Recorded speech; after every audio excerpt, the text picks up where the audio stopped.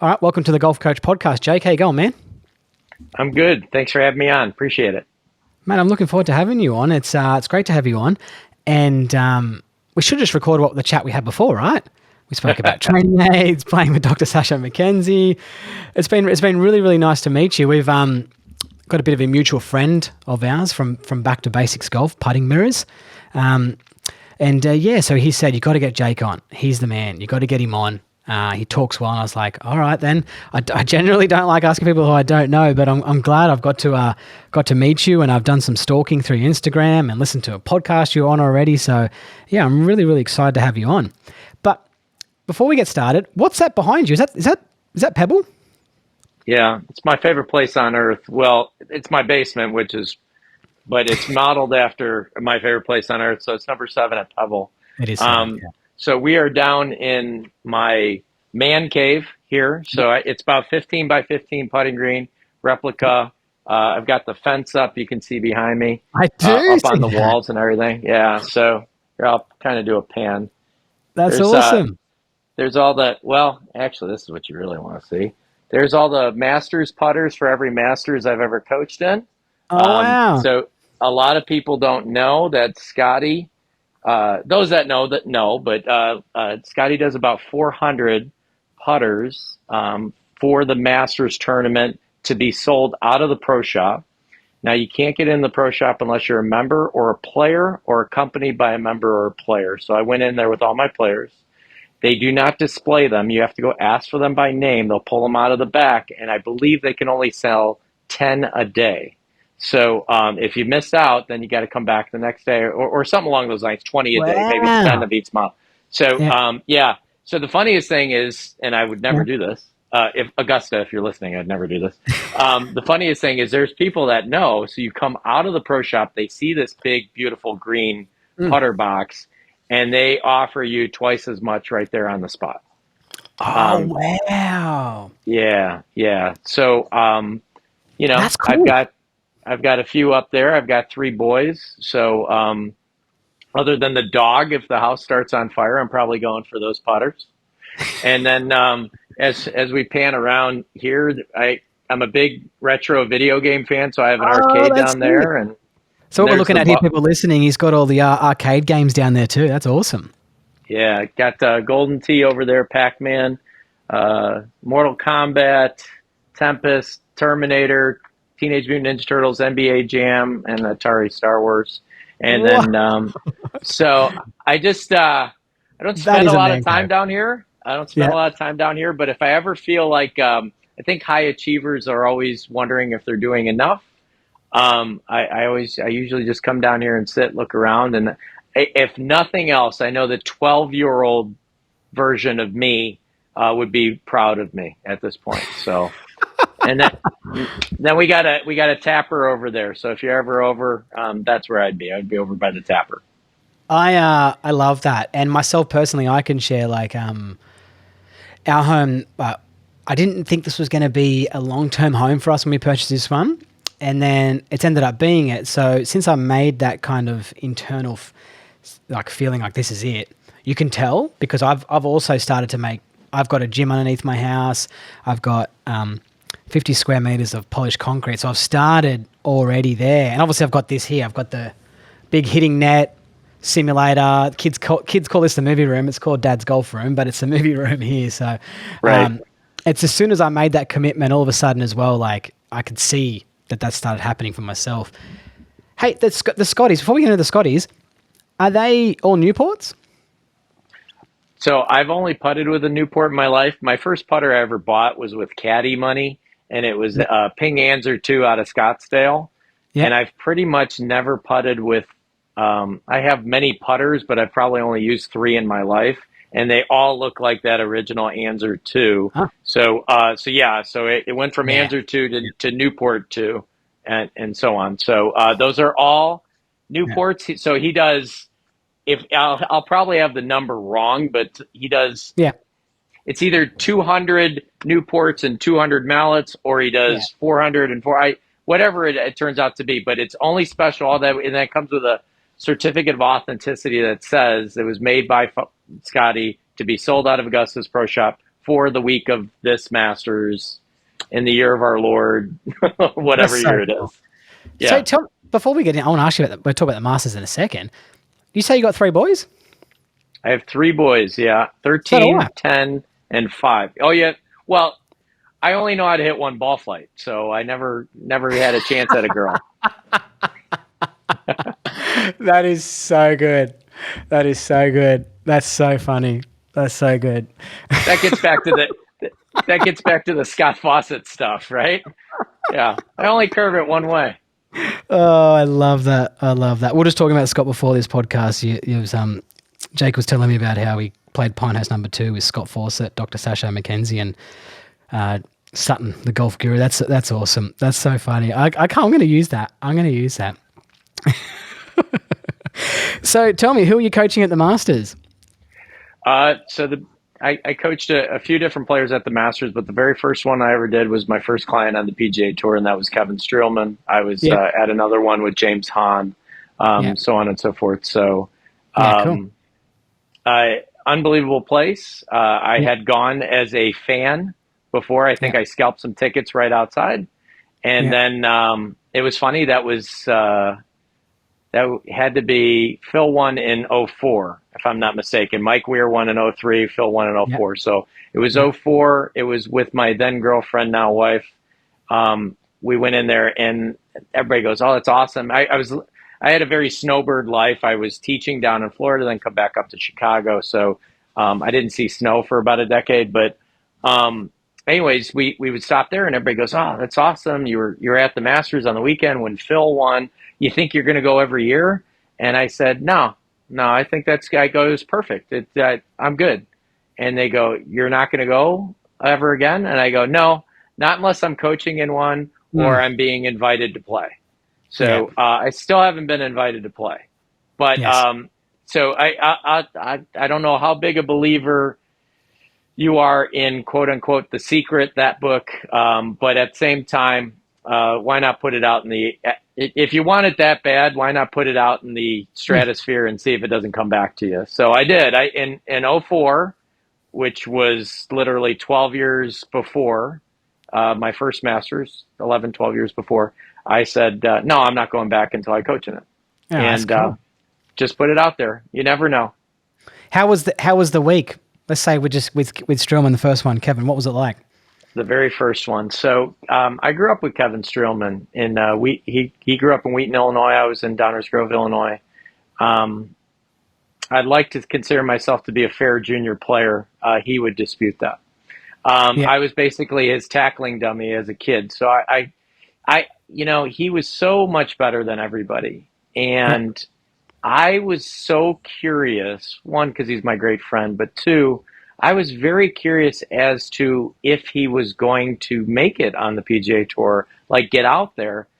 The biggest reason I was curious is because I wanted to know if I knew what great was. Mm. Because, and I wasn't sure that I did. Not growing up in, I mean, heck, 4 or 5 months in Chicago is not exactly golfing weather. So he Yes. was the best I'd ever seen around here. But I don't know, at that age, I don't know how these kids are playing in Florida and so on and so forth. So Yeah. I was so curious about everything that he ever did and if he was ever going to accomplish his goal of making the PGA Tour. Basically, selfishly, because I wanted to know, do I even know what great looks like? Do I even know what Mm. world class is? Mm. So obviously we grew up together. I've seen him at every age. I used to piggyback on a lot of the lessons he would take. One of his main junior coach growing up served as one of my main mentors, Dr. Jim Sutty. Yes. So going to the Masters with him for the first time, I got to tell you, it was really like two Chicago kids had made it. It really was. I know it was for me. He probably puts on a braver face than I did, but I was just trying not to be so wide-eyed around him.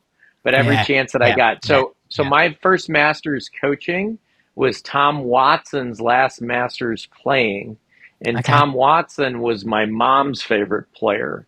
Yep. And so we were the only two on the range during, it was Monday, Tuesday, Wednesday, I don't recall, but it was earlier in the week before the tournament had started.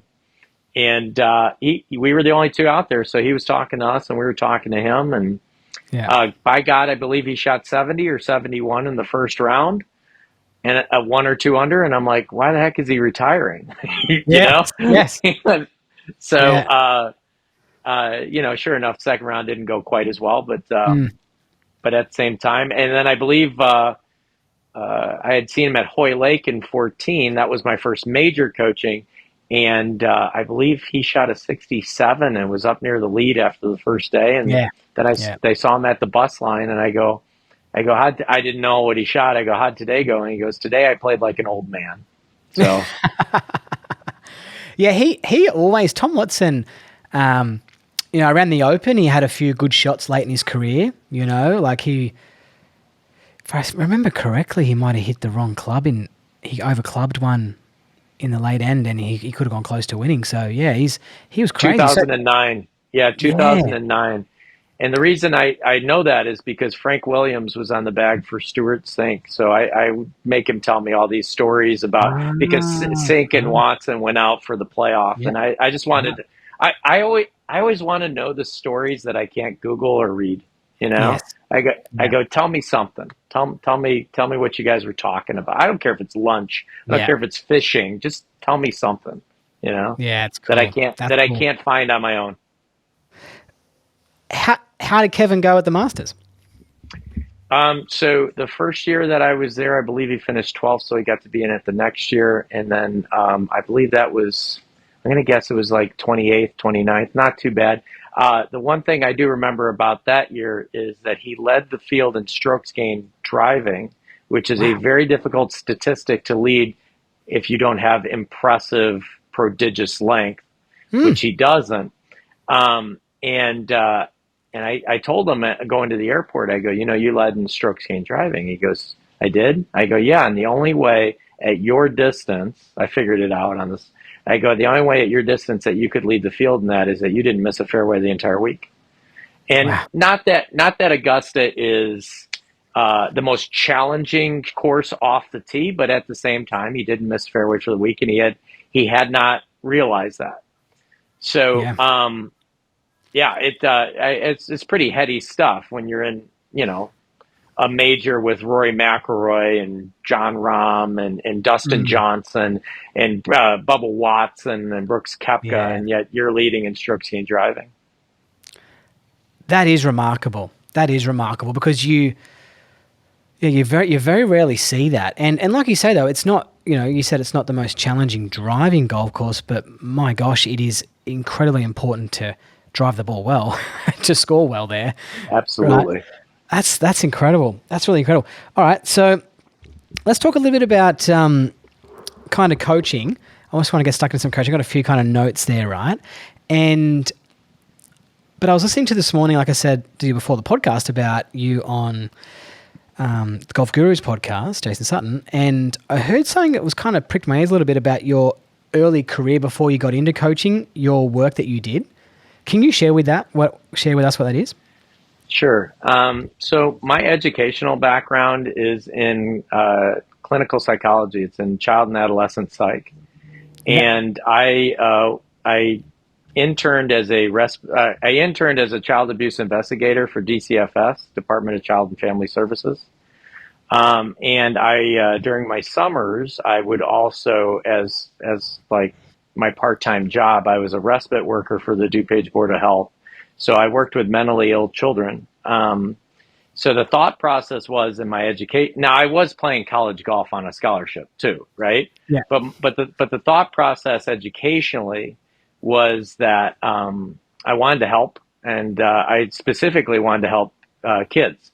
So after doing that, again, I think I did about 900 hours or something for child abuse investigation. I saw some very interesting stuff in Decatur, Illinois, and then later downtown Chicago. I saw some very Mm. interesting stuff that probably a good parent tries to shield their child from. That's what my mom said. My mom's just like, she's like, I don't know why you go seek this stuff out when I've tried to protect you from all of this your whole life, Mm. right? So yeah, that was always the goal. I wanted to be a social worker. I wanted to work with kids. I wanted to work with juniors. I wanted better people, and it turned out to be better people through golf. So, Yeah. I'm a child of divorce. I'm very open about that. I'm adopted. I'm very Yeah. open about that stuff too. So, I think the other joke in the behavioral sciences is that you do it for the free therapy. It's not. It's not free. College costs That's a lot of money. I wasn't that good a golfer, so yes. it's a lot of Yes. that still came out Yes. of my Yes. Yes. pocket. So, but at the same time, Yeah. Yeah. Yeah. it was interesting, and it wasn't any one thing. I just, I just got the feeling that the sun wasn't shining as brightly after that work, and I think in my early 20s, I think I could handle it. I was wondering if I knew I wanted to get married, have a family. I was wondering if I was going to be able to handle that later in life as Mm. I try to raise my own family. So that brought me right back to golf. And again, fair player, college player, whatever.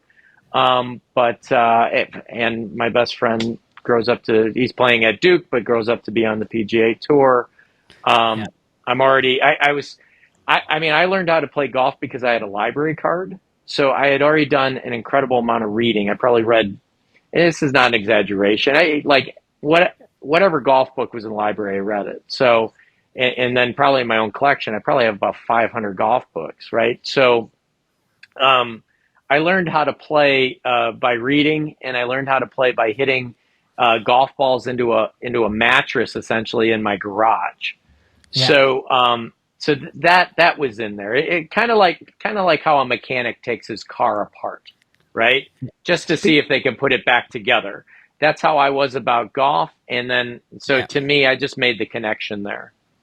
But you know what I hear as well when you're talking about that, and I think it's a really important feature to have as a golf coach, right? Is that I think as golfers, you can be quite selfish within the sport, right? And I don't mean that you're being selfish, but you are everything that you're doing in that daily is to improve you, right? So in that form of way, not so No. much being down the street like I deserve this, I deserve that. So and then when you go into coaching, I think that sometimes can be a difficult transition for some people because that you have to care for the student and everything you're doing is for them. It's not about you in this meeting. So in this hour, they're coming for you. It's got nothing to do with you anymore. It's all about them getting better. And when I hear you talk about that work that you did, that comes from a good place in your heart that you cared for these children and you wanted to help them. So you're already practicing the art of being unselfish, right? And being helpful. And then I think another part of a great golf coach is curiosity and being extremely curious and understanding. And you mentioned at the start of the podcast about what did greatness look like? And you're even curious about that. And you're curious as hitting golf balls into a mattress. So you're really starting to blend what I believe is some of the most important traits when it comes to golf coaching. And so it kind of seems like that's mirrored and that's kind of worked out quite well for you, right? Absolutely. One of the first things that you learn in the behavioral sciences is it's about them, it's not about you. Yeah. Now I will say this. I worked with a lot of individuals that had a lot of letters after their name, doctor and Yeah. MD and all this kind of stuff, Yeah. psychiatrists and all that, where I saw even in their therapy it was still really actually about them. So Yes. it's Yeah. not just golf instruction. Yeah. It probably is in all walks of life, all occupations, as much Yeah. as I think about it. But with me at least, so I saw volunteers who would Yeah. do counseling who were absolutely fantastic at it, and Yeah. then I saw people that had again they had the entire wall full of degrees and so on who were absolutely, but in my opinion, atrocious at it because Yeah. it is about the person that's in front of you. It's not about Mm, the person in front of them. that's so cool. I love that. I love that. And it's funny, I just brought something up. I used to listen to this great radio show. The team of now, they're not together anymore. They've gone and done their own thing. And this guy, he started this great in Australia here. It's I've forgotten what it's called, but he sponsors the Roosters. Anyways, he's created his own charity, but he wanted to be part of Lifeline, right? And he jokingly says that he's a selfish person. Like, just jokes though, right? Like, talks about his great upbringing and stuff. And 3 times he applied to get on, and every time he did the interview or did the test, he kept getting knocked back. But he was pretty open about it and jokingly about it, but just due to the nature of it must have been more about him than it was about the other people trying to help. He now has one of the biggest charities in Australia. Gotcha for life is the term. But yeah, just kind of brought that up there, just thinking about it. It's funny, the people that you meet that are not lazy probably constantly call themselves, you're being lazy right now. Let's go. Let's do this. The people that are not selfish probably on a daily basis accuse themselves of being selfish in this moment or with that. So I think if you hold yourself accountable and you catch yourself, that's really the way to open up and kind of be your most authentic self. And I will tell you this: when you're when you're working in therapy and with people that have some serious problems, Yep. what you don't do is start telling them about yours. Okay. So, but we've all seen that golf lesson where the person's hitting, they have some problems, and yet the golf pro is really just telling them about their swing, his or her game, their shots that they hit, the tournament that they played last week in the section, all this stuff. And unfortunately, that person's golf lesson doesn't contain them, you know? Yeah. Yeah. And yeah. And I think from my experience about times when I've spoken too much in a lesson is it hasn't sometimes come from me talking about myself, but it's sometimes potentially sharing experiences of myself going through this as well. And I feel like I just sometimes take a little too long to get to the point. You know what I mean? For them that I'm trying to share with them. You know, I was talking to you before about Scott Fawcett, how well he is with his words, right? He just doesn't mix his words. And but that leads me into my next question with you, right? Is how important is it to share the technical information in a simple manner with the student? Because I've heard you talk, right? And you're really well read, studied, whatever you want to say, right? I know that you know as much lingo as anyone in regards to 3D or hack motion or, you know, TrackMan, whatever you're using. But I've had a look on your Instagram last night and you were sharing it very simple, right? Hopefully that's not an offensive way of saying it. No. But It's a compliment. I was listening to you talk and I thought, you're hiding how smart you are, not obviously on purpose, right? How important do you think that is in a golf lesson? It obviously completely depends who's in front of you, again, because it's all about who's in front of you, not who's in front of them. Yeah, But love the that. thing is, golf instruction. So I always feel like the golf instructor is the middleman. So it has to be relayed in a way that is digestible, approachable, and basically this. So we talked about Sasha McKenzie, who's brilliant, who, by the way, can actually, we'll say dumb it down, but he has to talk to golf pros. I mean, he's got to dumb it down, Yeah, right? yeah. So Too smart for us. yeah, it's way too smart for us. So, Yeah. but I've always seen the golf instructor with the advent of um, the the the researchers in the game, right? The Kwans, the Mackenzies, the Nesbitts, the Tyler Sanford, all of these brilliant people. I think the golf instructor has now become the middleman, where it's our job, or the translator, if you will. So Yeah. it's our job to understand all of this research that's being done, but it's our job to convey that in a manner that is, I don't want to say simple because nothing is simple, especially Yeah. when you're talking about communication, but digestible, approachable, and achievable, where the student believes that they can have it done. And I believe that the order of implementation is the most important thing anyways. In Yeah. other words, you could see 100 things wrong in a golf swing, but where do you start? And in the process, and we talked about that earlier with the training aids and something like that, in the process of doing that, do they believe themselves capable?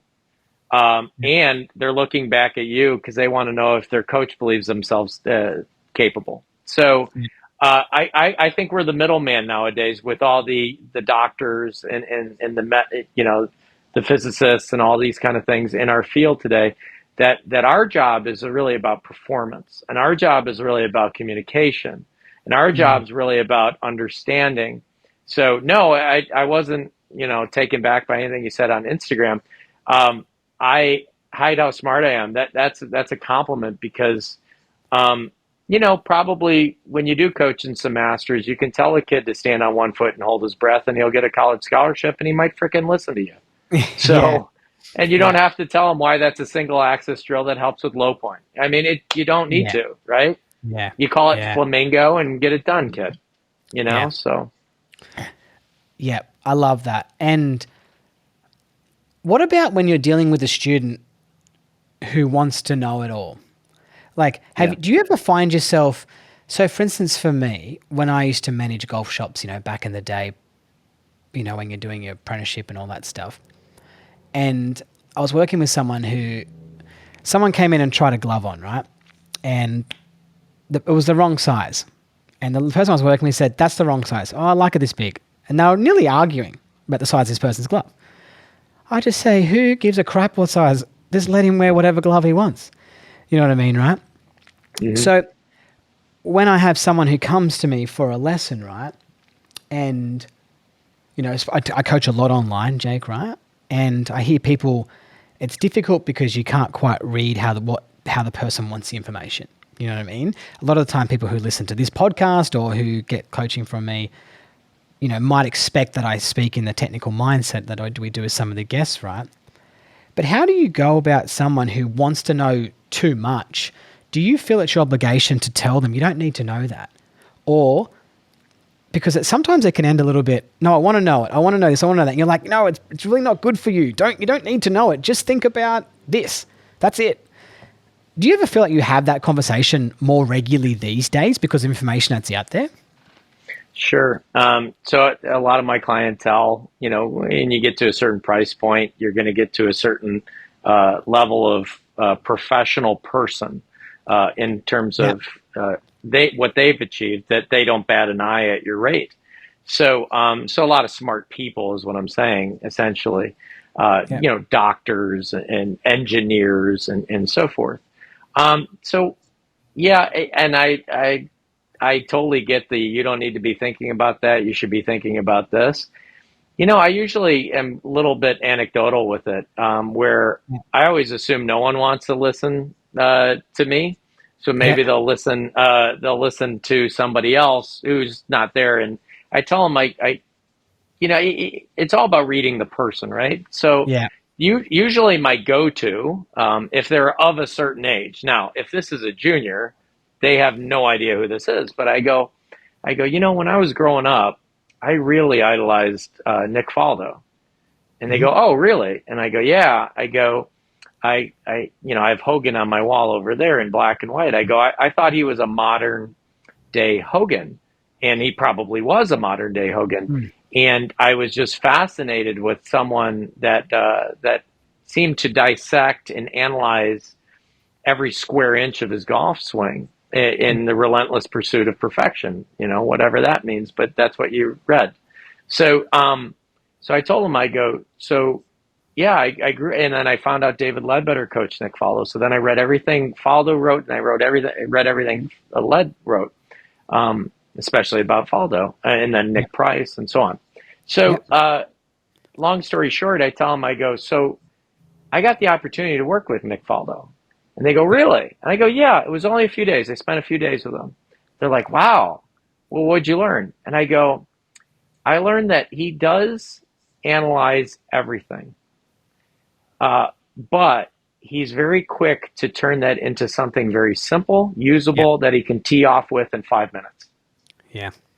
And I tell them, I go, if if I'm telling you that this is, I thought he was doing the theory of relativity before every shot. Mm. If a man like this, so the story as it goes, because I was down there with Scott Hall, who was his swing coach then, and I was with Terry Hashimoto, and we were down there with. He wanted to see his ground. I was. We were the first people to show Nick Faldo his pressure trace, right? So Oh, wow. we had him on the mat, had him hitting different shots, different clubs, different environments, so on and so forth. So we made a suggestion to him to help kind of push off and get into his lead heel sooner to open up his ball socket joint of his left hip, get him a little bit more rotation through the shot. He was a little too lateral for too long. His lateral speed was peaking pretty much at impact, right? Yeah. So get him around the corner. Yeah. Yeah. Yeah. So by the way, this is good for any instructor out there to hear. This whole like plane ride down. Remember, this is a kid that read everything about Nick Faldo, idolized Nick Faldo. Yeah. I'm about to work with Nick Faldo. I'm like, okay, you can't go out there. You can't sound like an idiot. And I'm like studying. I'm cramming for the exam Yeah. because I feel like he's going to throw me out. Yeah. Yeah. Right.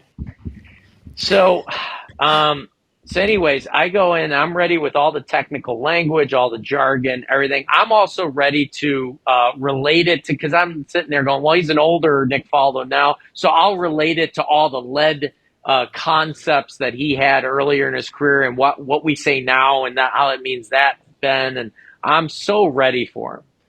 So anyways, I'm trying to get him around the corner, get him to open up that lead side a little sooner, not so lateral through the ball. And the funniest thing is, remember I said, push down on the lead heel a little bit sooner. So he goes, oh, you mean like squash a bug? Yeah. And I'm like, yeah. I go, except don't anger it, kill the fucker. So he goes, okay. Interesting. So he goes like this, and he really just stop. He really does it. And on the very first one, and I'm like, yeah, I think that's anger in him. I'm like, I said kill him. And so I like the next one. Sure enough, pure as day, he goes. He sees the TrackMan numbers. He sees the pressure trace, and then of course we were filming this whole thing, and he saw the video, and he's like, I haven't seen my second pants pocket through impact in a long time, I right? love that. So if Nick Faldo can take something, Mm-hmm. and again, I realize, okay, all that cramming for the exam, all that studying, all that, make sure you use all the anatomically correct words to Sir Nick Faldo was complete. He's a player, and what he does better than anyone is shoot a lower score than you. And what would be advantageous to doing that sooner rather than later would be making it approachable, digestible, and achievable as soon as possible. Yeah. Yeah. I love that.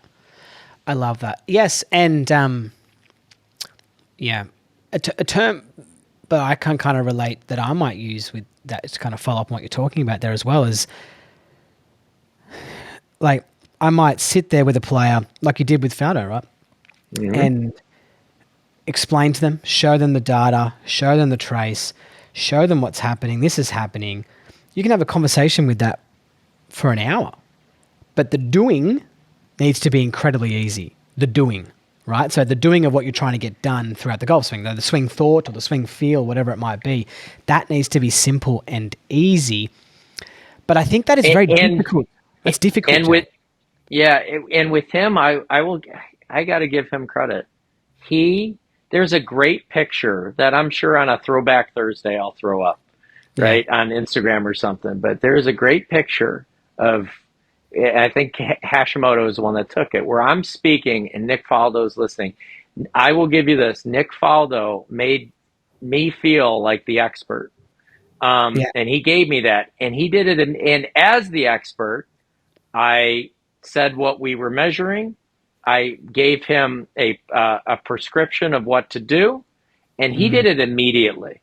Yeah. And he gave me that. He really did. And for everybody that's working on their swing, here's a little, I don't believe I've shared this on any podcast, but Nick told me over lunch, after, again, he gave me this He gave me the autonomy. He gave the Woodridge Junior Open the autonomy to talk to a 6-time major champion and give him advice on his swing. But Yeah, he told do you remember that he shut it down for 6 months to completely rebuild his swing for majors, right? I've heard. Yeah, I Okay. don't know. A He, little before my time, but yeah.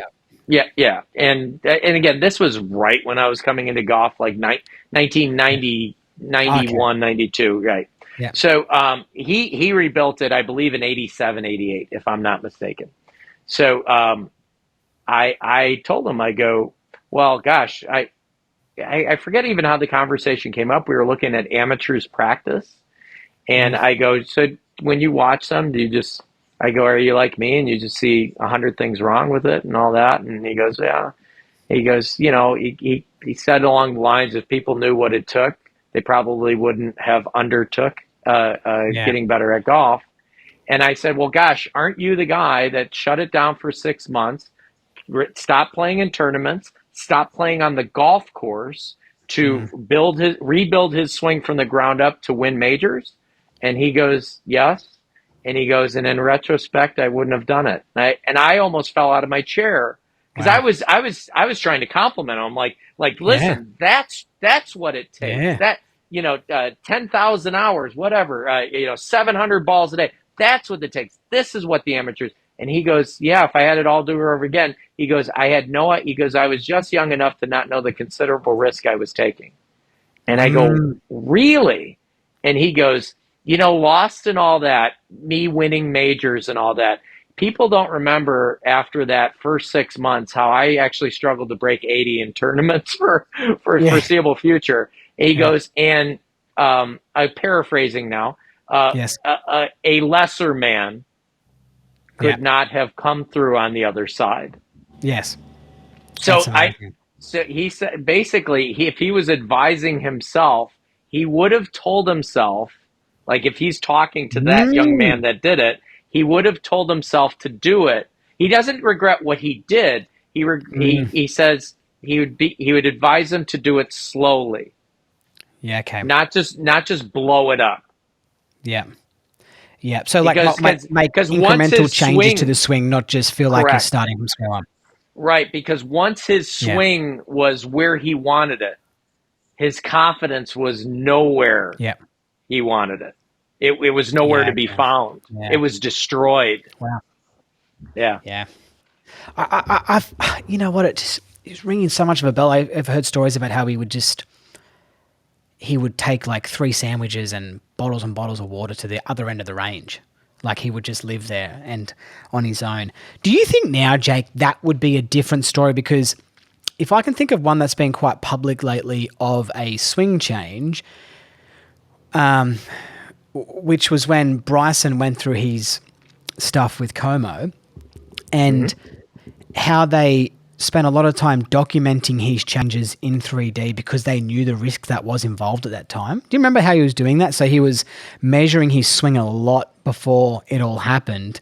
So he had his baseline to come back to what to kind of find. Do you feel now like Nick Faldo made that amazing, shift, and it was incredible what he did with his golf swing? Do you think it would be a lot different these days because you've got to measure it all? You know what I mean? Like you're not going to go find it in the dirt as much anymore. You can Yeah. find it quicker. Do you think it would be a different story now? So it's interesting you bring up Bryson. So Mike Shy is somebody that I've done seminars with, which was Yes. Bryson's original junior coach. Yes. And Yeah. Try to get him on the pod. Can you send him a oh, he'll message? do it. Yeah. He'll do it. Mike Shy is not only brilliant, but he is a gentleman and a scholar. You tell him he's just probably when he's doing ceramics, which is like his passion. When he's doing that, he probably should just come on the podcast. But Okay. Yeah. Go on. so I worked with a company called My Swing, which Yep. had 27 sensors.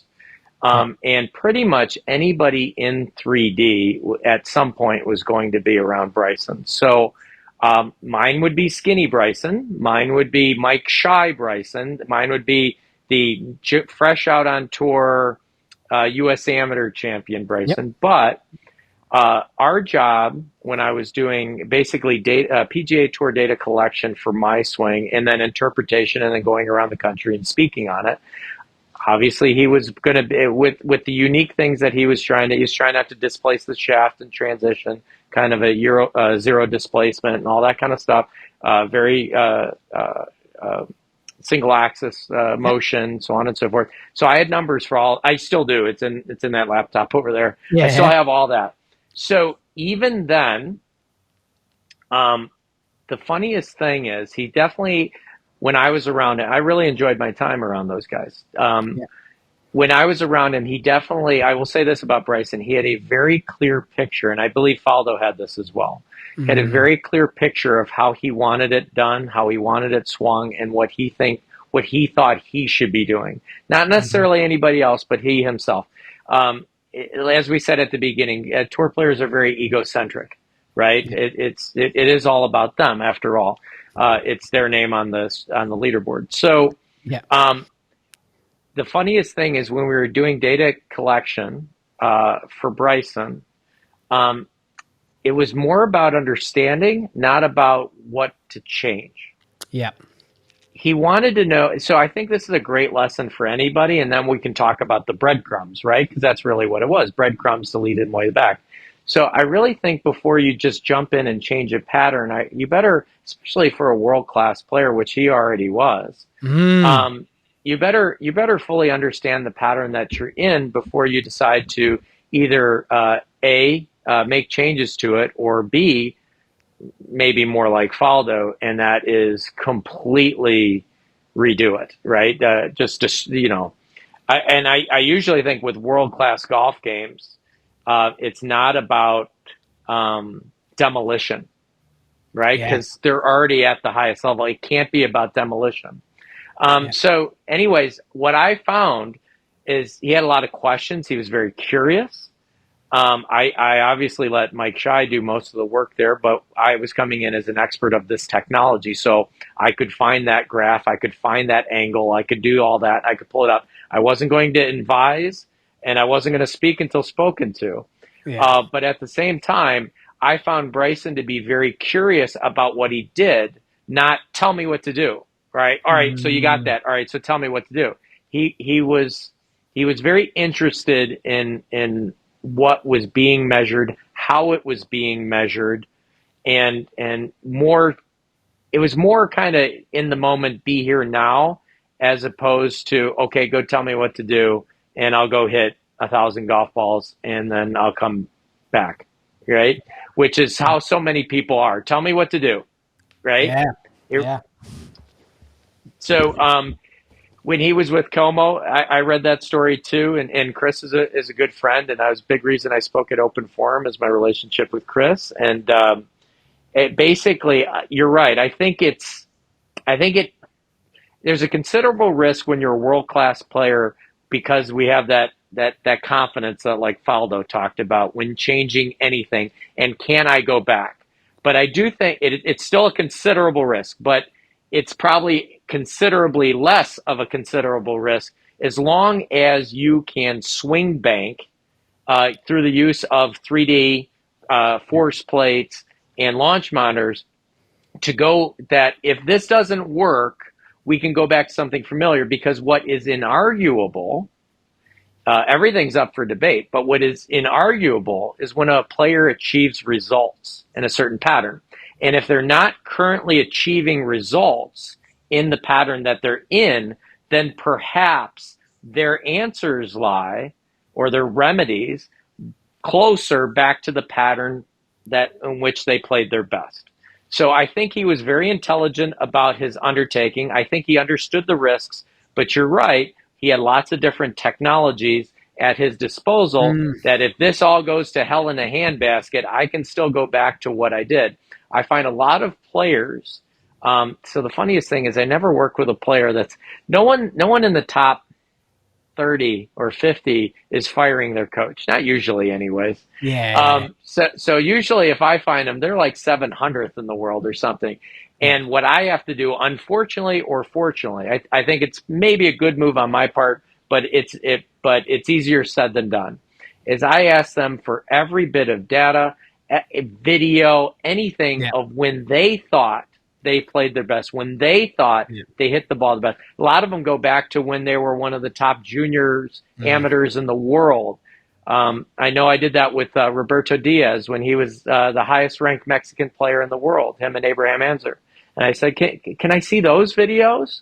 I go, I'm not saying the swing was perfect, and I'm not saying you're 17 years old anymore or 21 years old anymore.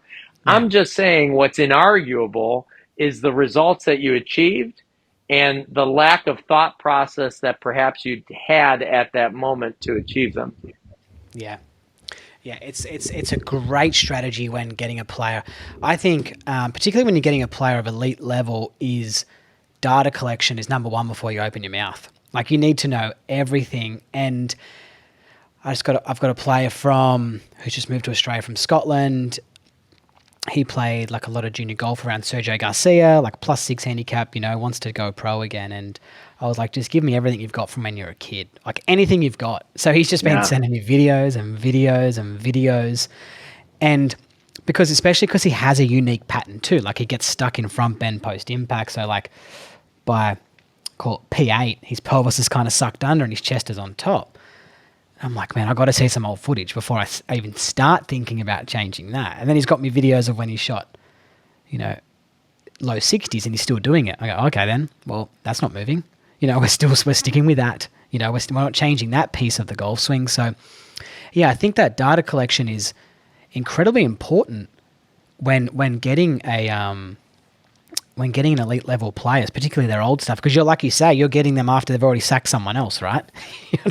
You're getting them Right. after someone else has been sacked, and it is quite What surprising how many good patterns you see. Like you see the pattern before that might have been a little better.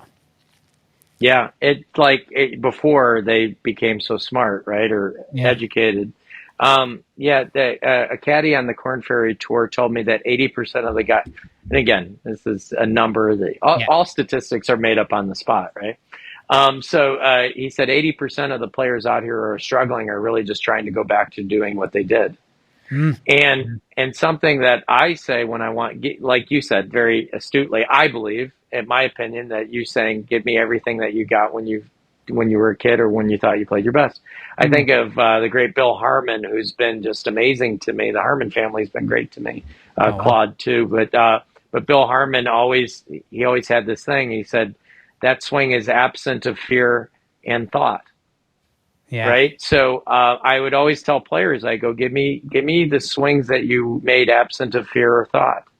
In other mm, words, usually when they're a kid, they tell me, yeah, I didn't worry about where the ball was going to go. I didn't even think about it. I just saw the shot and I hit it. I'm like, cool, give me that one.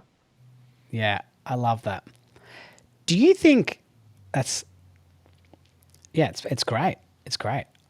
Yeah. Anyway, I don't want to talk myself again, but tell me, do you think in hindsight, you don't have to have an opinion on this, what Bryson did was great for the game of golf, but these people, someone like a Victor Hovland who, made a snap change at the end of last season, and Tiger did it, you know, it you'll never know because it's all hindsight and we never know what would have happened. But my gosh, Bryson was so good.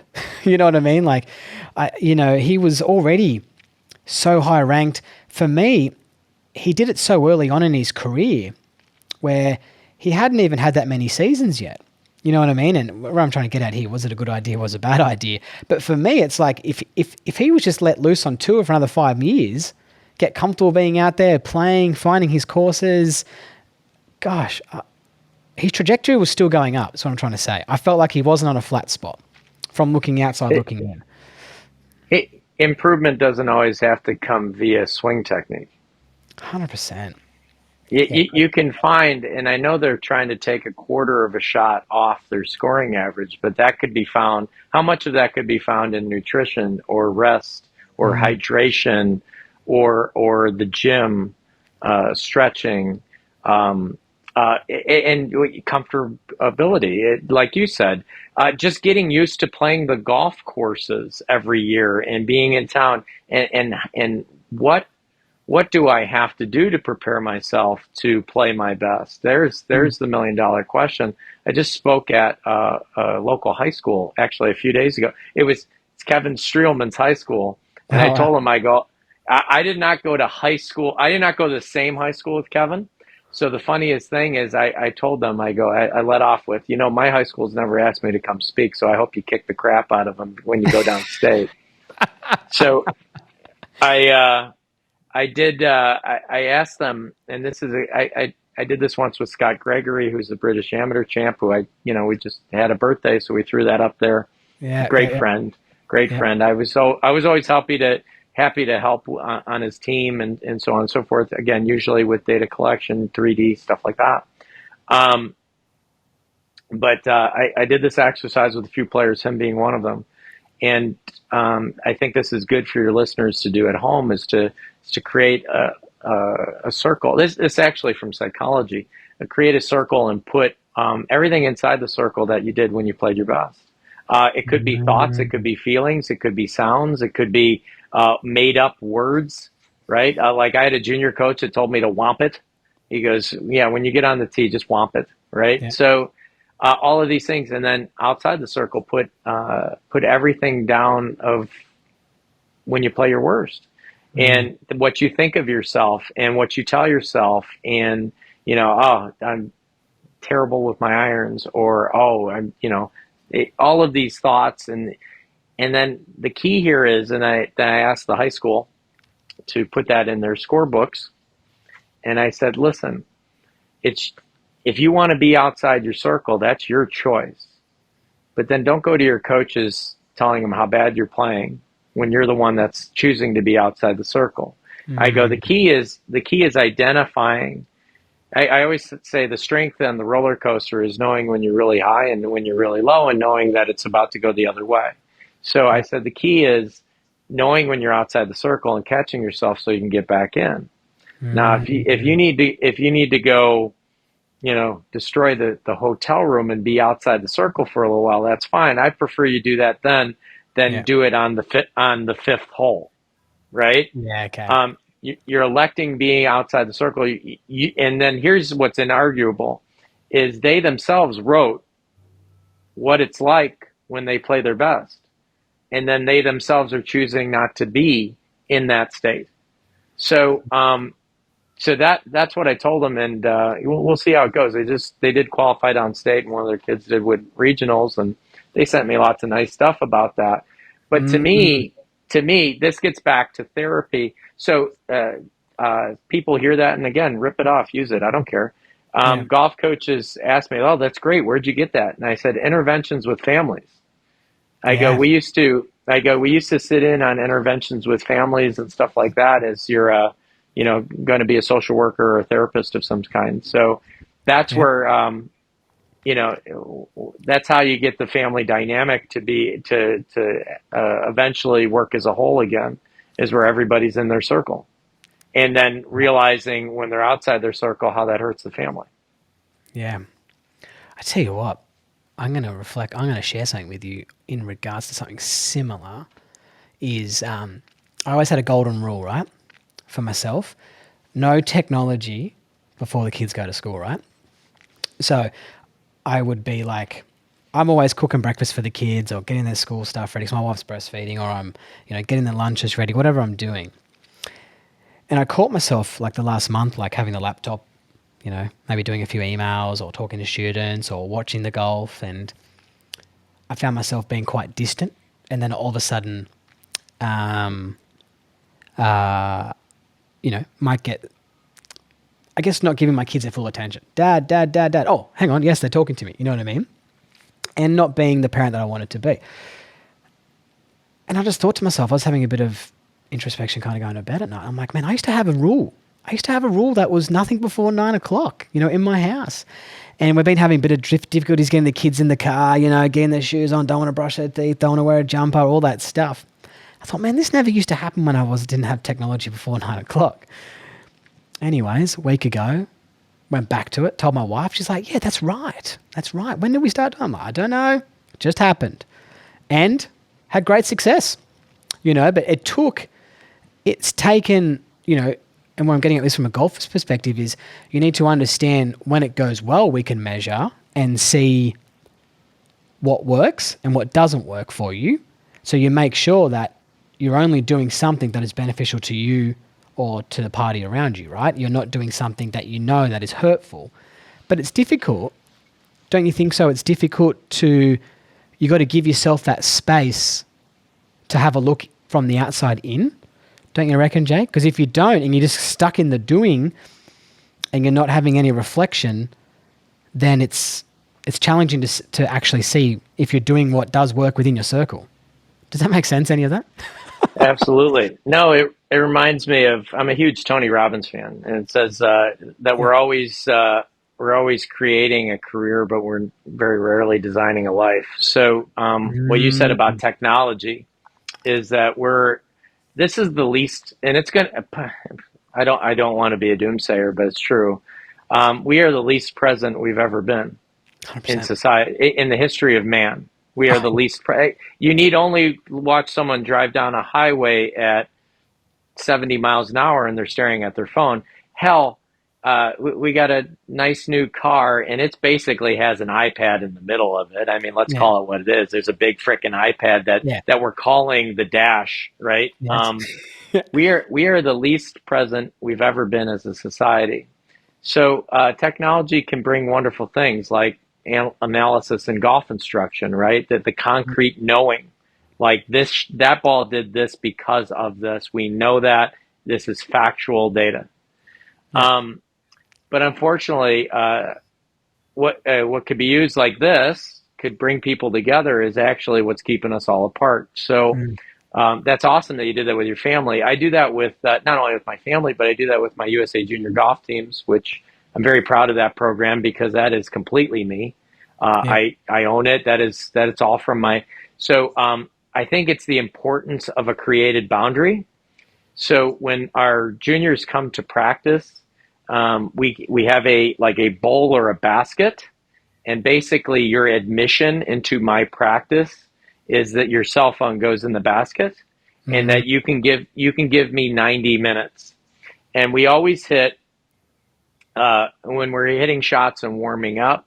I will catch anybody who is hitting an anyways shot. And usually the kids that are young goes, "What's an anyway shot?" I go, "That's a shot hit without intention. You just hit it Mm. anyways." And I Yeah. go, we don't do that here. So this is all the stuff when you get access to great players, that this is what you learn from them, not what they learn from you. You know, you become very much a fixer of great players, which, you know, doesn't well me up inside. But Yeah. Yeah. uh, taking a kid from 8 to 18 to college does. So Yeah. Yep. I um, agree. so the price of admission in my practice is that your cell phone goes in that basket. And I've had kids go, "Oh, I forgot my cell phone at home," and then later pull it out of the golf bag to check. And you know, it's like Snapchat. Yeah. It's probably some girl and or guy. And I Yes. usually say, you know, if you hit more golf balls, she becomes a lot more attractive later in life. So and then You just and look at I the right take putt name. Right. Yeah, Yeah. exactly. Yeah, how about that? I go, so, and then I take the phone, and then usually there's some repercussions, planks, burpees, or something for Yeah. lying to me. But the funniest thing is I have not gotten, listen, and this is close to downtown Chicago. These are kids of means, especially to afford the program and all that kind of stuff. This is um and I have not gotten if any pushback on the parents against that. Mm. They love that I do that. Mm. Um, and some have told me that they've started implementing, they're like, your whole thing about the basket or the bowl when you come in. I go, Yeah. yeah. I go, yeah, like do that at dinner. And then, you know, unfortunately, a lot of families tell you, "Yeah, we don't sit down to dinner." And I go, you have to once a week. I go, you Yeah. do. And actually on Sundays, I don't even look at my phone. It just stays on the charger. I Yeah. mean, you know, we used to like, it used to be acceptable to call and leave a message on a voice mach- machine and get back to them when we could. We didn't have to always be readily available. Now, Yeah. again, it could be good if it's an emergency and stuff like that. Case in point, my mom was, she's fine. She's fine. My mom was having chest pains. I was, I was actually Yeah. practicing my own golf game by myself at a course that I don't teach, and I hope no one knows who I am. Yeah. And Yeah. Yeah. she calls me and she goes, "I'm going to the hospital. I have chest pains. I just want to let you know, don't worry about me." So I got right in my car. I'm at the hospital. I almost beat her to the emergency room. Yeah. Yeah. I stay in there for, she's there for 6 hours because it takes way too darn long, and they get her in and all that. Again, turns out she's fine. Everything's fine. Um, the next day, I had the same idea that I was going to, because I was going to go practice because I was playing golf the next day. That's why. So Yeah. I'm going to play golf the next day. I didn't have my clubs. I left them on the range.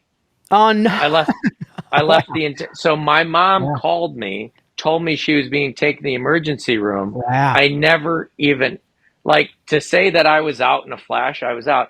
I left a full bag of Wilson brand new golf clubs in a minimal golf bag with a speaker, with a Bushnell, everything out there in the middle of the range. And I never thought about it. And so I called the shop the next day, and I'm like, I think I'm going to be playing in a rental set today. There's no way those things are there. So I call him. I go, "Hey, this is a really weird request." I go, "But did you find an entire bag of golf clubs?" Like, usually someone called, like, I left my wedge, or I Yeah. left my, Yeah. did you Yeah. find a tailor-made 7-iron, right? I'm like, "Did you find an entire bag of golf clubs?" I go, "It has my logo on it and all that kind of stuff." And they're like, "Yeah, it's right behind Oh, it's a the good counter story. right here." And I go, "Oh my gosh." And so then I went there and I explained to him. I go, "Listen, I blacked out. I don't know. I was worried Mm, about my mother. yeah. Like, I don't even know what happened to the club that was in my hand." you know? That's So, yeah. It's a my it's point on that interesting. is life will click you back in Yeah. when you're not paying attention. And Yes. the hardest thing in the world is to be here now with everything, every distraction. Yeah. And that right there is the beauty of golf, because, Mo Norman, the great Canadian tour pro, used to say that, bunkers, water, and trees were nice decorations.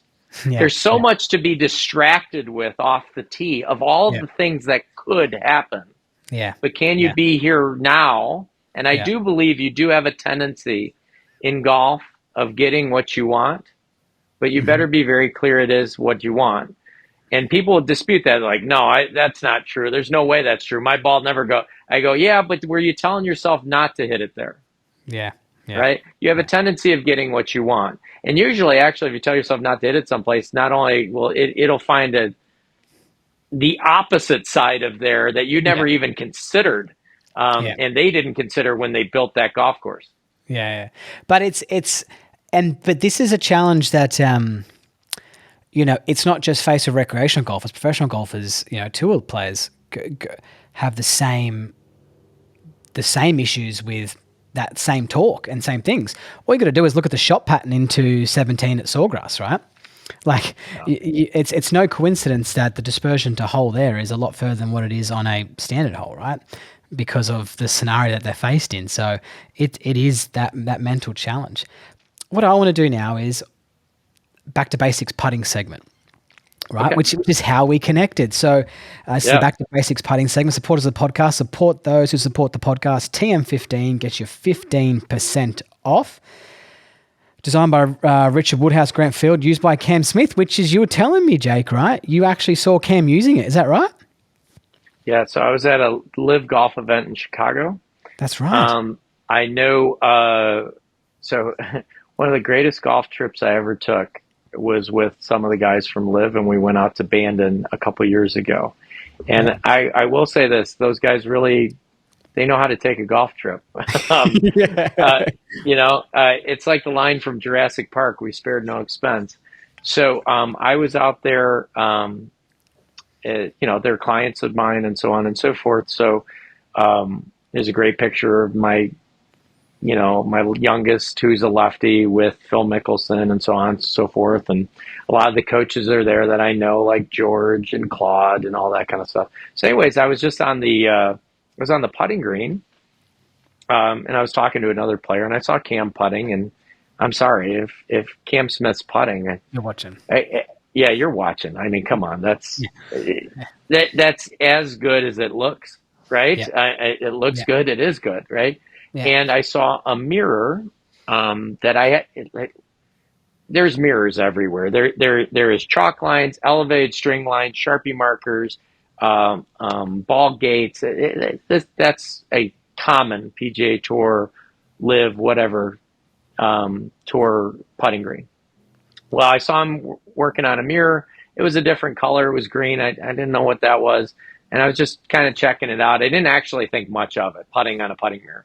And then I noticed that about a 15-degree arc. And there was other training aid companies that had a 15-degree arc, but they didn't have it on the mirror. And I was like, Mm. oh. I go, well, that's a good idea. So that way you could see your eye line, your shoulder line, and so on. So I went up to Cam. I had a conversation or something with him before. So I went up to him and I said, hey, man, what's with that mirror? I go, is that your mirror? Did you make that? And he goes, well, I had a hand in it and stuff like that. And Yeah. then that's when he mentioned Richard. And then I was already following Richard on Instagram and a lot of social channels. I believe him and I have had conversations in the past, but I just reached out to him and I go, yeah, I'm out at the live and Cam's sitting here putting on a mirror and it's got a 15-degree arc on it. I go, I think that's a great idea and long overdue. Where do I get one? And then he got me in touch with Back to Basics Golf. So Yeah. I now have every single thing Back to Basics Golf offers, Yeah. but it really started with wanting that mirror Yeah. because I had been putting with putting mirrors my whole life. I had suggested that all my juniors. So every year for the USA Junior team, around December, I send out a list because I'm very sympathetic to the family that was much like mine where they're not a golfing family. No one in my family played golf. No one. Mm. Yeah. So they don't know what to get their golfer, right? Yeah. And I also uh, would be agitated when I would get golf trinkets. I'm like, what am I Yeah. doing with it? Would you find Yeah. this at a garage sale? Like, what am I Yeah. doing with this damn thing? So Yeah. I give them a Christmas wish list for their junior golfer, and it's always a putting mirror, right? I'm like, Yeah. this is very common with PGA Tour players working on eye line, putting strips, so on and so Yeah. forth. Where Back to Basics Golf has that as well, where you can work on your speed and so on and so forth. So I was always adding this to their Christmas list, but when I came across this, then I was being a little bit more. It used to be like any mirror will do, but now it's like, well, I mean, if you're going to get one, why not get one? So yeah, all of their stuff, all of our juniors Yeah. on all 5 of our levels are using Back to Basic Golf products. And what's your go-to putting thing? Do you have a putting tip that you can share with the listeners today? Oh, that's a good one. A lot. Yes. I think the most important thing, it's almost like Mythbusters, right? I want to squash. Now, listen, if somebody's out there and they believe this to be true and they are seeing results from it, then I call that I call that if you think about like puppy dogs and ice cream and that works for you, then that's fine. Then like continue to think about puppy dogs and ice Yeah. cream. I Yes. go, but if it's not, but if you're holding on to things as gospel while putting and not putting well, then Mm. I think you need some better options. So Mm. yeah, there's a couple hot things with me. I usually am working. I'm a big believer in launch, which no amateur I ever talks to thinks about that. Declining acceleration. So Yes. amateurs really mess with acceleration. I always Mm. kind of wonder how it would be accelerating through an object. Mm-hmm. So we Yes. have It's that crashing into it. discussion. Yes. Right, crashing. It's crash. Like yeah, I always tell people, why don't you go accelerate your club through that tree? So um, That's good. I've actually found so here'd be my quick little Yeah. tidbit. I've always found the best putters to have the most succinct follow throughs. Yes. And I've always found amateurs to have elongated follow throughs. In other words, Yeah. their backstrokes tend to be very generic, and then it's all about the follow through. Well, this is quite the contrary to what I one have experienced and two have measured with things like sand putt and so on. Yeah. Whereas the backstroke has some variability, and I'm not saying the follow through doesn't, but it tends to be a little bit more succinct. So the energy is created, and the fastest point of acceleration. So I do look on that graph on Sam. Mm. It's interesting that how great Sam. I was taught by Dr. Christian Marquardt on Sam Putt in 2004 when it first came over, and yet that still is one of the best technologies out there for measuring a putting stroke.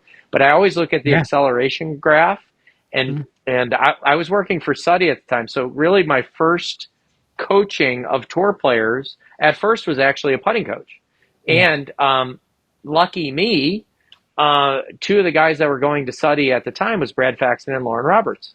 Lauren Roberts went to Suddy for 25 years, 30 Oh, years. So I was the first one to put sand oh putt wow. on both of their putters. So the acceleration graph was of great interest to me because at that time we didn't Mm. know quite what we were looking at, and I was always told, "Hey, you want to make sure you accelerate through the ball, and if you Yeah. hit one bad, you decelerate through the ball." So that Mm. peak acceleration is usually somewhere after transition, and then it's in declining acceleration Yep. of these great putters. Yep. Also with their impact points and all that, how precise that was, and so on. So what I tend to tell people is try to make. So I did this. Roberto Diaz, who's a phenomenal short game player as is. So the fact that he even gives me credit for helping him with, I mean, I was just there for his swing, but he felt a little wavy with the putter, and I told him, and I gave Bill Haas this drill too. I had him put two tees, a ball gate typical size, but I put it very close. So we'll say the tees are kind of right here, and the ball's right here, and the putter's right behind it. So they had no follow through. That putter Okay. was Yeah. going to go into the tee. And the So tea's in front. basically, what that taught him was it taught him to vary the backstroke, um, Yeah. because I was depriving them of the follow through. Yeah. Now, a lot of amateurs out there listening would say, well, he's teaching deceleration. No, I'm teaching declining acceleration. That putter is still moving forward, and if the tees weren't there, would move forward still. But what Yeah. they learned really quickly is they learned that the backstroke has value in Yeah. terms of creating energy, and they learned to get the energy basically out of the putter there after the ball. And another thing I was always told was that you didn't want to recoil your stroke. Well, it turns out when it comes to those graphs that recoil is actually something I see a lot of the best putters do, Cool. in Yeah. the sense that they get the energy out of the putter and then it almost wants to work backwards after the ball. Yeah. So I know that's quite like the No, great it's golf not. coaches. Yeah. The great golf coaches that listen to your podcast are like, well, yeah. But there's amateurs that listen to your are right now. I don't talk to a lot of amateurs that think that way about their putting. And Yeah. my suggestion would be if you're struggling with your ability to control the distance consistently, that might be one of my go-tos. That perhaps you're messing with your acceleration because you believe it to be the problem. Yeah. No, it wasn't the problem, but now you've made it into the problem by constantly, basically trying to hit putts harder or softer with more follow through. And I love that. And I reckon it was one of the last myths I can probably publicly remember that I got told. One of the things I was like, oh, wow, that's completely different to what I thought of. Like we've seen few things, through, most of it's been through short game, right? That we've been, I guess, busted or myth busted. You could probably use that term in relationship to things that we thought were happening, and clearly the exact opposite is happening. Can you actually share with us, because I think it's really important. I think there's a lot of new coaches listening to this, Jake, right? Like a lot of new coaches and young coaches love this for educational purposes. Can you share declining acceleration and how it's not deceleration? Can you explain that a little bit further? So basically, its peak acceleration is not impact. Yeah. In fact, its peak acceleration is not even close to impact. It's right after transition, right after the putter. And by the way, I'm not saying I'm open to seeing anything, right? I Yeah. really am. I'm not saying that. It just seemed to me, and especially 2004, 2005, I'm looking at Like, you don't think I went home and looked at every single graph on what Yeah. Brad Faxon and Lauren Roberts were doing? I Yeah. mean, you got to be kidding me, right? So what I noticed is that the putter's peak acceleration was, that it seemed to be the further that was away from impact, the better the putter was. Because we Yeah. had other tour players in there that were told the same thing, and their peak acceleration was close to the point of touch. Mm. And they would tell me, now this is experiential knowledge.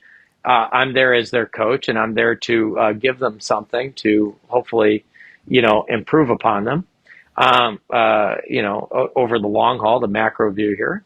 So they would tell me that their feel was very Mm. suspect. So Mm. those that, and there was other ones in there.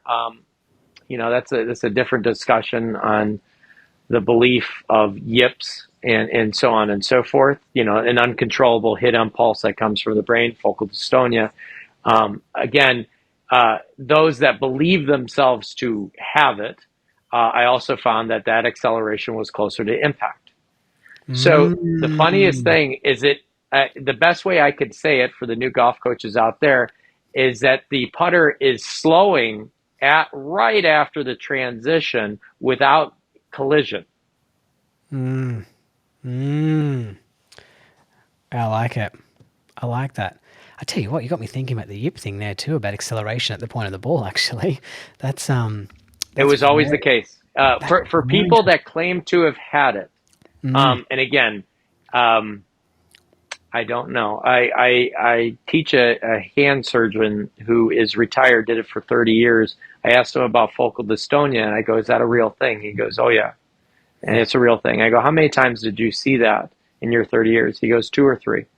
And Oh I go, wow. "Yeah." And I go, "So if Hank Haney, hopefully he won't hear this," I Yes. go, "If Hank Haney says 1/4 of all golfers have this, what say you?" And he goes, "They don't have that." He goes, they just have probably poor technique. He goes, "You'd be the one to speak to that, though." Yeah. So yeah, so somewhere let's consider that one, that's one source, and then two, that's Yeah. another source. So No. somewhere in between a quarter of all golfers and three people in 30 years, somewhere in between there, the truth lies. More than Yeah. likely, hopefully, if you're out there and you're listening, hopefully we provide a beacon of hope here that maybe, just maybe, you haven't explored all options, and maybe the things that you accept as gospel and truth, Yeah. and you have to do this to putt, well, Mm. maybe that is not such, and maybe it is lend itself to your problems. So now you believe yourself to have a neurological disorder. Yeah. Yes. Yeah. And I love how you keep putting ownership on the play. You've always said that people that claim to have the yips or people that claim to have this or what you are branding yourself as, like you're using that language there that the person is claiming it and you become what you think you do, what you are too, right? So that also comes. It always gets back to the psychology, doesn't it? That also comes from the behavioral sciences. Now, Okay. this is a stark opinion. Okay, this is my opinion, and this Yeah. has been my experience, because there would be other people in this field that would argue this point. But it has been my opinion that I didn't enjoy when a child knew their own diagnosis, because I would witness them hide behind it.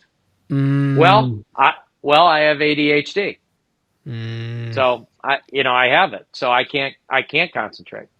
I have this. I never saw I never saw the benefit in the knowing.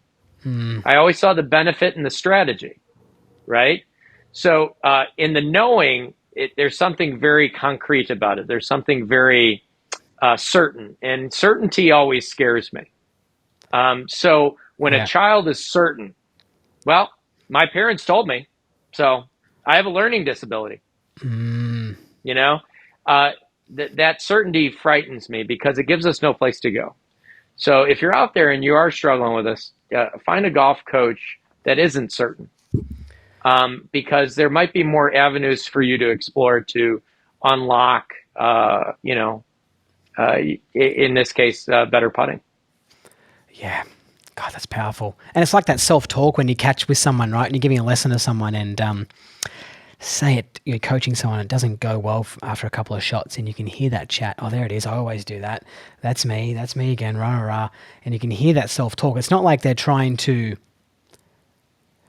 discover the new thing they're looking for or trying to reaching out. It's like they've come back to, oh, that's what I always do. This is me, rah, rah, rah. I mean, we're not going to get anywhere with that kind of self-talk, right? But anyways, that brings us to the end of the Back to Basics putting segment, which was just about my favorite one yet. Support the podcast. TM15, get your 15% off. Thanks to everyone who keeps purchasing too, because every time we upload a podcast, I see all the emails come through. And it's great to see. I do think it's the best product, and I only align myself with the best products, net return and things like this, things that I believe in. Absolutely. But anyways, that was fantastic. All right, we're going to run into the next one, right? This is the Train at Home Net Return Australia segment. Support the podcast. Okay. Long-term supporters of mine, Net Return Australia. We've spoken about Bryson. It's the best net out there by far. If you got the ability, you're time poor or you've got the space at home, get a net and just give me 15 minutes a day of practice.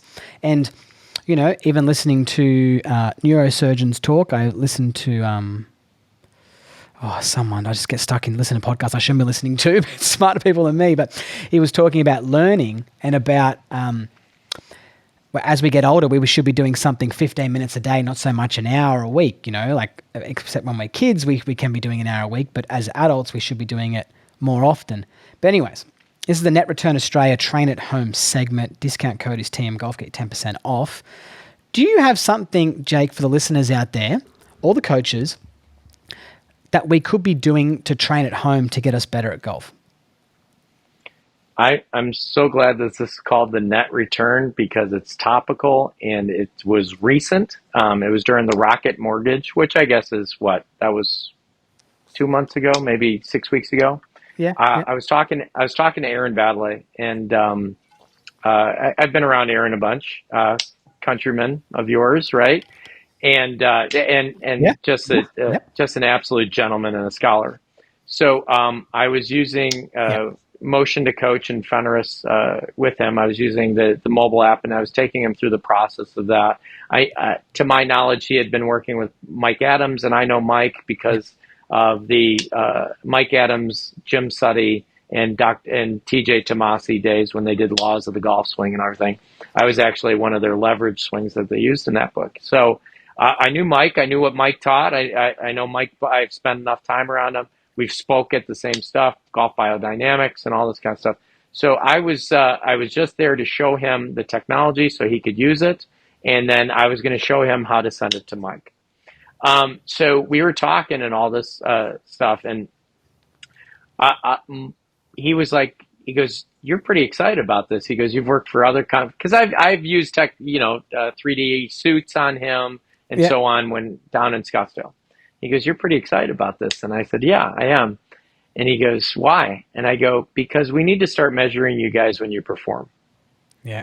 And I told him, I go, because, and this is not to offend anybody, but foam golf balls in a women's gymnasium without your clothes on and markers, it gives us a lot of data, but it's not a tight par 5 with water right and wind into and out of the left inhibiting you.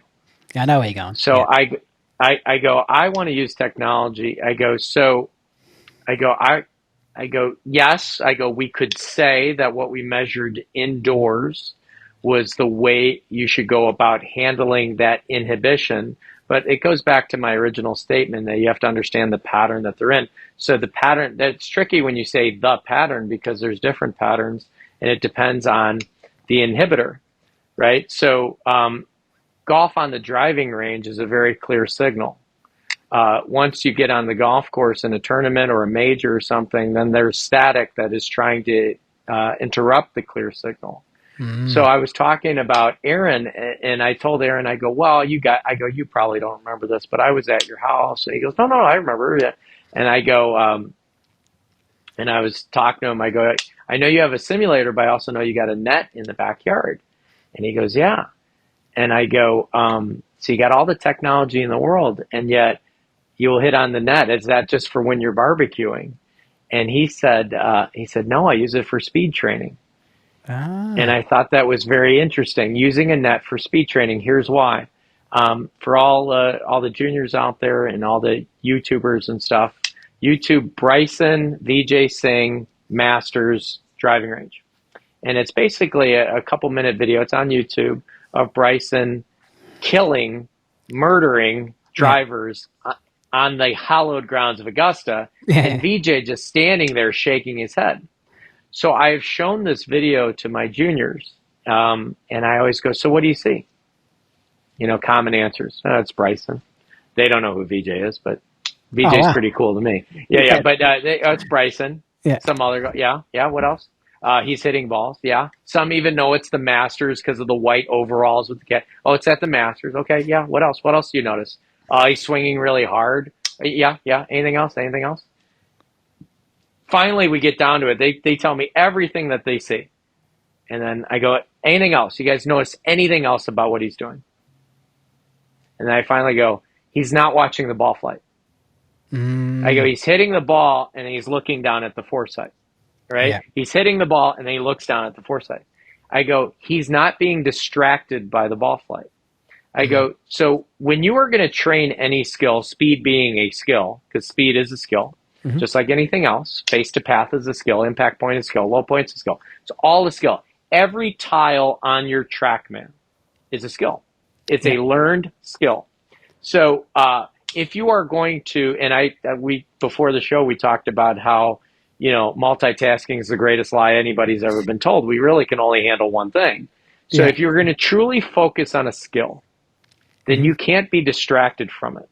So Mm, Baddeley told me this was interesting. I had not considered it, but I'm like, oh my gosh, he is 100% correct. He goes, I use a net for speed training. He goes, I'll take my foresight out there and I'll just look at the speed because he's not distracted. Oh, you know what? That ball cut a little bit. Oh, that hooked a little. Oh, maybe I have to fix that. All of that distracts from the mm, learning of the skill. So he mm, says he uses a net for 15 minutes, however many balls that could be, right? mhm. Just for speed, and that way he is not distracted by the ball flight. Now, this is one skill, and it's a very important one. But once he gets to either in his simulator or be down to Whisper Rock on the range, then he can then work on other skills. Yeah. And really great players are great evaluators in the moment of what skill they're currently lacking, or Mm, or what I have my juniors tell me is I'm currently struggling with, because that gives us the option of remedying the situation going forward. So there's my tip from Aaron Baddeley at the Rocket love Mortgage. that. He has access to all the technology in the world. Yeah. He has access to some of the greatest private golf courses in Scottsdale, to which he's a member, and yet he likes to go hit balls into a net. That way he is not inhibited by the ball flight to Mm, purely train speed.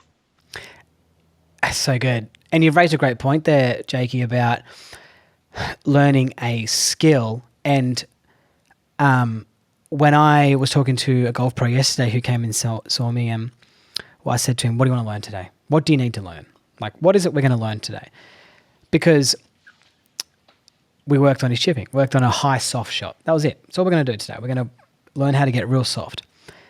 Now, what Aaron's done is he's doing that training.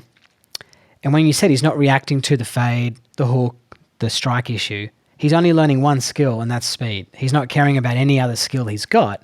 He wants to get that one skill to be better. And he's not going to start reacting to, oh, there's the draw, so I better do this, better do that, because then he's lost focus to the one skill he's trying to work on. So, yeah, that's really great. I love that you shared that. I love that you shared that. Yeah, he knows thyself, right? Yeah. If Yeah. he's just there to train speed. So that's the other thing. I think the general public thinks Bryson's like the only one doing that. I think Bryson's the one that's offering cheat codes for those that are paying attention. Mm, That's what he's doing. But I have not worked with a player that's not in some kind of speed acquisition training program. yeah. I love that. Hey, can I ask you a personal question? Or not personal question, a swing about.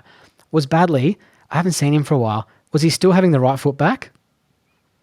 So the right foot was, we talked about that, yeah. So the right It's foot was back, and the right hand was positioned more on top. top. Yeah. Certainly, Yeah. we traditionally we call that in a weaker position, A week. certainly Yeah. weaker than we ever have.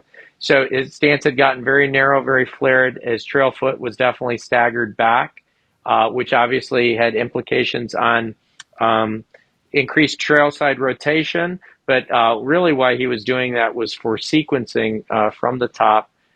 Essentially, everything starts from a deeper position. He felt like he could sequence better from there. Yeah. I let him talk. I wasn't there to coach Aaron. At Oh least yeah. not No. that. I have given him a little like I'm like you've gone to everybody else except me, but maybe that's why him and I still talk. I, I. Oh mate, all you gotta do is watch. You should watch the video. I'm sure you have. When he goes to the States. So back, this is pre, like FaceTime and things like that. And he moved to America at a very young age. He won the Australian Open at like 19, right? Something crazy down Right? in Victoria. And Was he it goes, like, back to back or three times in a row or something like oh, that? something It was like that. amazing. I think he went like amateur pro or amateur pro, something like that. Yeah, Anyways, incredible. he moves to the States and he needs to get a coach, right? Goes to PGA Tour and we need a new coach because you can't dial up the old ring phone to zoom, zoom to talk to your coach. And he goes and gets a lesson with Mac O'Grady. Have you seen it on YouTube? Oh, and I've spent some time with Mac, and I thought I had found everything I could, and I Yeah. did not see the Aaron back. I'm going to Yeah, put that it's in tonight. a guy Tell called me, tell me. a guy called Kevin Rabansky, maybe. Yeah, I think it might be him. I think he shares all the Mac stuff. And yes, don't get me wrong, like Mac's one of my biggest influences without him even knowing who I am at all. And but gosh, it didn't work for badly. It was no, it was not good, and it was badly just go shank shank shank shank. It's not pretty to watch. You can definitely see why he ended up going to oh gosh, Stack and Till, Andy Plummer. You can see yeah, why he went to Andy Andy straight Plummer away. and Mike Yeah, Bennett. Yep. because after that session with Mac, it definitely wasn't going to work. I'm not too sure if that was maybe potentially earlier when Mac was coaching, because I don't think Mac had been coaching for that long at that period of time. Incredibly intelligent man, Mac, and yeah, definitely one of the biggest influences. But anyways, if you watch it, it's a bit of a train wreck lesson. I'll check it out. I will say this, and I've got some personal videos Yeah, from my time that I got to spend with Mac. That he's kind of like Bigfoot. Like if you see a sighting, you're supposed to report it, but I don't. Like if you and I, if we were sitting at that bar right now, I would definitely show you these videos. But I've yeah, been of course. hesitant to share things like that. Yeah, Uh, Obviously, he's very sensitive about it, and there's been a yeah. lot of guys that haven't cared. I guess I went to two of his golf schools, and I would say two guys that are two of my best friends in coaching, high level coaching, both came from him.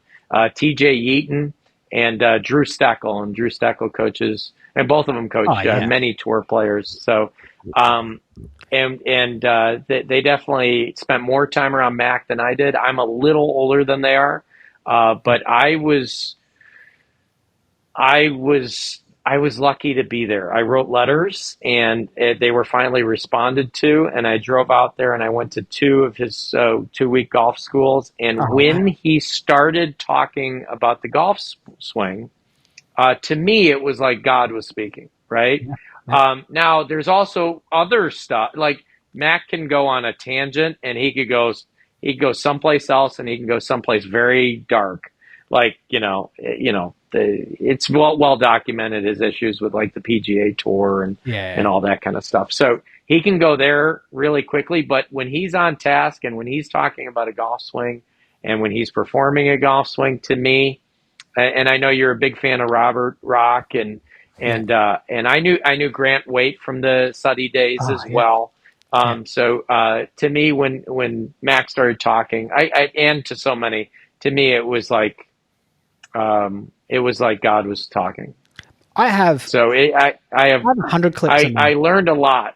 I Yeah. learned a lot from a very short time, Yeah. and then letters weren't responded to anymore. So I was out I've heard before of I that. was in. You're out before you're Yeah, in. Yeah. I've got many videos. So if I'm, I do a lot of online coaching, and I clip stuff up that I find of Mac when he's explaining a certain thing, and I use them all the time, all the time. So I'll have myself talking about it to the student. I need you to do this, need you to do that, need you to do this.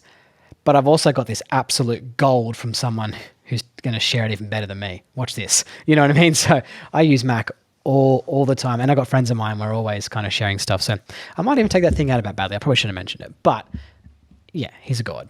Absolutely. Anyways. I asked Suddy about when because he Mhm. encouraged me to go to other ones, but then he would also be quick with a barb about going to other people to try to learn and stuff.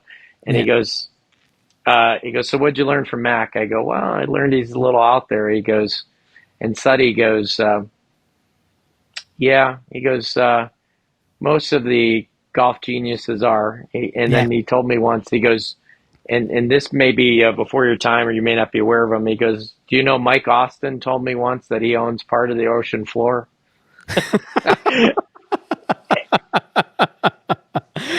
Yeah. So he said if you want to be a great teacher, he goes, maybe you have to be a little bit out there to teach this crazy game. Yeah. Yeah. No, I get it. Mate, honestly, this has been great, Jake.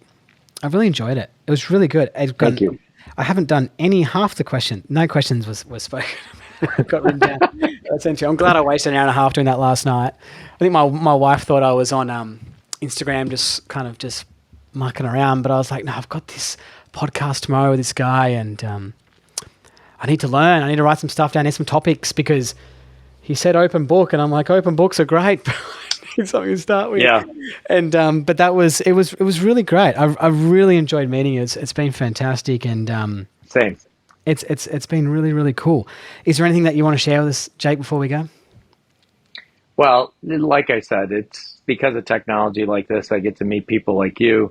And I'm a big believer in particle theory, like attracts like. So it's just good to know. It's like chicken soup for the soul when you talk to another golf coach, albeit from the other side of the world, Yeah. or the other southern hemisphere, Yeah. who's very like-minded and very passionate. I think the biggest reason that I like doing this, and why I said I'll talk about anything, is because I'm getting something from it. I feel like honestly, it's late at night now and my kids are in bed, but I'm ready to go teach tomorrow. So Yeah. it's good to make these connections. It's good to talk to people like you, Yeah. who have different experiences and so on and so forth. And I always think the best friendships are the ones that come from business, anyways. In Mm. other words, so many people say don't go into business with your friends, but the best friendships come from people you're in business with. So Yeah. Okay. because you tend to find very like-minded individuals and very passionate people who are doing exactly what they want to be doing, and I know I am, Mm. and it sounds like you are too. And that's the Yeah. that's the vibe and the energy I get from you. That's awesome. Yeah, thanks, Jake. I appreciate that. It's nice. Yeah, it's great, and it definitely for myself doing it. And I was speaking to Andreas about this other day. Andreas Carly, I'm sure you know who he is, and Yeah, uh, I said to him, I need to start because we just had our third child, Jake. All right, so he's only 3 months old. congratulations. I haven't recorded a podcast for a while, and I said the great thing about recording these is that it gets your mind ticking a little bit and your mind going, and you meet more people, and it kind of gets that fire in the belly going again. I felt distant from just doing my coaching, haven't had any time to do any more study recently, and I feel like I haven't had any growth in this area. And when I record these podcasts, it definitely sends me in the right track. If I want to go do some more stuff with Dr. Mark Bull, or if it's do some courses, Amazing. it kind of sends you that way and gets the fire in the belly going. And yeah, I really enjoy it. So we thank you all for coming on, and I'll put all your links down below. People will start following you and follow your story, and yeah, keep doing what you're doing, man. Thanks, mate. I appreciate it, and yeah, I'll be resharing all this stuff to my channel and stuff like that, and Awesome. keep posting anything with Robert Rock. You got to love a guy with a good flow in his swing and a good flow on his Yeah, he's head. got good So flow like yours. yeah, I've yeah, tried Rocky. He's coming on. He's coming on. I've got heaps of golf swings of Rocky, and every time someone sends them to me every day, I get swings, and I'm just a big fan. Like to finish on that right with Rocky is I just really believe that he has such an achievable golf swing Yep. for anyone can do it. I mean, in a bad way, like anyone can have Rob Rock's golf swing. There's nothing to me that's physically taxing. It's all very simple. It's manageable. It's efficient. And I think it's achievable. So it's a great And baseline. and the eye test says natural. It doesn't seem so formulaic. It doesn't seem robotic. It doesn't seem wooden. Yeah. Like a lot of great swings can be very quite functional to break down and look at, but then when you see it all together as a whole, it looks a little formulaic. Where Rockies looks very very natural. Looks Yeah. like that. It's kind of like the land that they must have found to build Augusta or Pebble Beach. Yes. The golf holes were already there, right? Yeah. So Yeah. they just had to get out of its way. His swing was probably already there. He just had to get out of its way. Yes. That's probably true too. All right. Thanks, Jake.